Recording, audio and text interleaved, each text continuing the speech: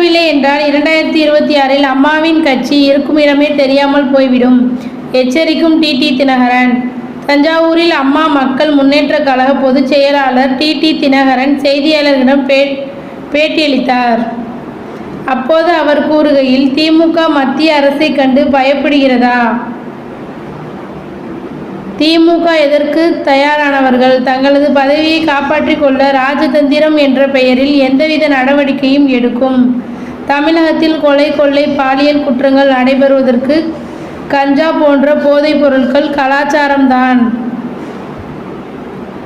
மாணவர்களையும் இளைஞர்களையும் குறிவைத்து கஞ்சா வியாபாரம் நடைபெறுகிறது. இதை தடுக்க தமிழ்நாடு அரசு தவறிவிட்டது. வருங்கால சமுதாயத்தின் குரவலையை நெரிக்கும் செயல். இதை முதலமைச்சர் கடுமையான நடவடிக்கை எடுத்தால்தான் வருங்கால சமுதாயத்தை நல்ல ஒரு சமுதாயமாக உருவாக்க முடியும். சசிகலாவின் சுற்றுப்பயணம் குறித்து அவர், அம்மாவின் தொண்டர்கள் ஒன்றிணைய வேண்டும் என எல்லோரும் முயற்சி செய்வதில் இயற்கை.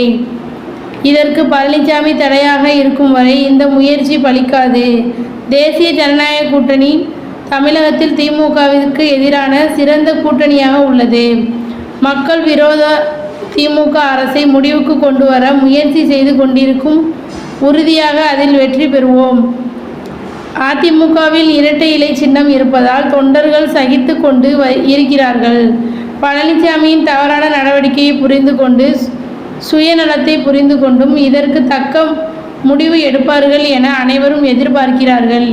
இல்லையென்றால் 2026க்கு பிறகு அம்மாவின் கட்சி இருக்குமிடமே தெரியாமல் போய்விடும்.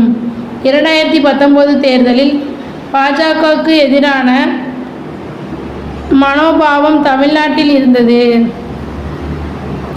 அது மாறி வருகிறது. 2024இல் தேர்தல் எங்களுடைய கூட்டணி 2ஆம் இடத்திற்கு வந்தது.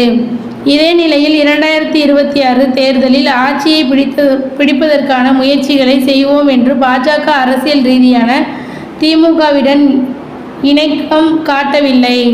மத்திய அரசிடம் போய் திமுக தாஜா செய்து குனிந்து வளைத்து நிற்பதால் அவர்கள் வருகிறார்கள்.